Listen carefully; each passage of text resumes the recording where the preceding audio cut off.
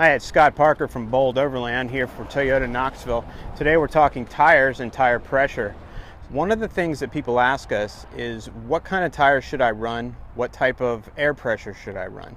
Well, regardless of what tire you run, whether it's an all-season belted radial, a all-terrain tire, or even a mud-terrain tire, it's important to understand what that tire's capabilities are and how it functions on that vehicle.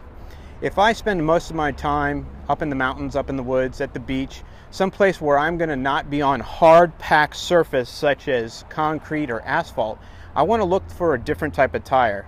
One of those tires would be what we run, would be an all-terrain tire. Well, the next question we get asked is, what type of air pressure should I be running? Well, it's important to note that each tire that you buy will have a tire pressure recommendation on it. Your vehicle will also come with the manufacturer's recommendations for tire pressure as well, for whatever tire comes with that vehicle. Once you've decided that you're going to change tires and you're going to go with like an all-terrain, it's important to note that when you go off of hard-packed pavement or concrete, you want to take that tire pressure down a little bit. And what do I mean by that? Well, what you want to do is you want to come over, you want to think about where you're going. If I'm going to the beach, I want to maximize the contact surface that I'm going to get on that tire in the sand. This tire is blown up right now to about 40 psi. It's a BFG KO2. The reason I have it at 40 psi right now is that when I'm on concrete, I want to be able to have that nice smooth rolling feature that I can get from it. However, when I go to the beach or I go someplace where there's soft sand, soft dirt, mud, I want to maximize that contact pad. And what do I mean by contact pad? Contact pad is this portion of the tire in here that's touching the ground.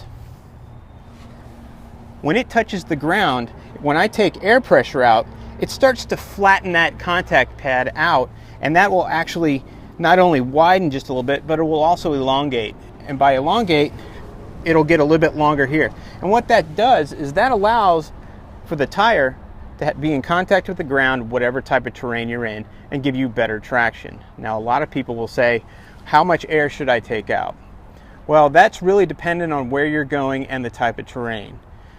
If I'm going to deep sand, I'm going to let out a lot of pressure. I'll probably go down to about 16 psi. Now, that's not necessarily what you would go down to. It all depends on the type of tire that you're running.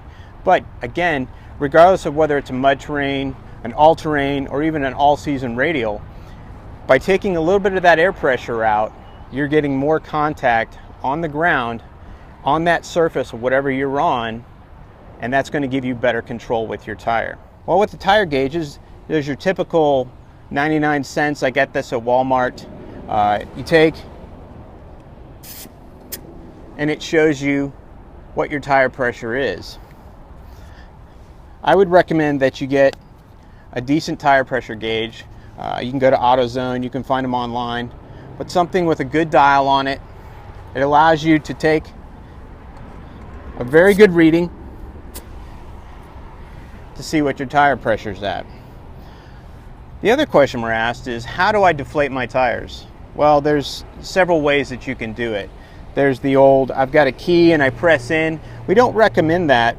What we recommend is that if you're going to go out and you're going to utilize the function of that tire and you're going to be taking air pressure out on a regular basis, what you really ought to be doing is investing in a good tire pressure deflator.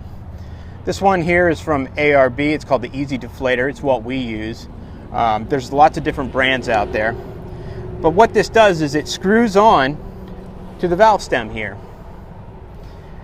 And then using this piece right here, you screw on and you re-screw the opposite direction. And what that does is that pulls the core out from this valve stem.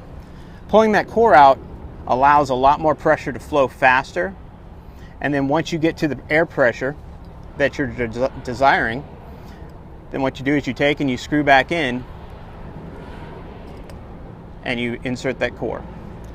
So once you have your tire set, you need to repeat that on all four tires. Having that contact pad on the ground is what gives you the best braking, and that's what your tires are for, rolling and braking. Now remember, once you've aired down, the interior sensor on your dashboard is going to show that you have a low tire.